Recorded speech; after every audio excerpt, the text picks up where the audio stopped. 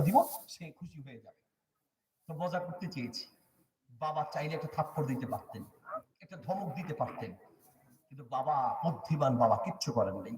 বলেন বাবা ঠিক আছে, তুমি তো আনন্দ চাও, একটু ভিন্ন রকম আমরা আনন্দটা করবো, আনন্দ করবো ঠিক আছে, তবে এইভাবে নয়, একটু ভিন্ন পন্থায়। কিভাবে? বলছে আমি তোমাকে 500 টাকার একটা নোট দিই, তুমি চুপে চুপে গিয়ে এই নোটটা ওই কৃষকের জুতার নিচে রেখে আসবে। তুমি মজা চাচ্ছ তো, যেই মজা চাচ্ছ তার চেয়ে বেশি মজা পাবে। তুমি যেভাবে চেয়েছো সেইভাবেও মজা হবে, কিন্তু একটা লোকের কলিজায় আঘাত দিয়ে তারপরে মজা হবে। আর আমি যে মজা দিচ্ছি তোমাকে, তুমিও খুশি হবে, সেও খুশি হবে। আচ্ছা ঠিক আছে। জুতার নিচে গিয়ে 500 টাকার নোট রেখে চুপে চুপে আবার এসে দুইজন গাছের আড়ায় দাঁড়ায় আছে। লোকটা খাবার শেষ, জুতা পায়ে দিল, জুতা পায়ে দিয়ে যখন পাটা সরালো, সাথে সাথে জুতার নিচে দেখছে 500 টাকার নোট।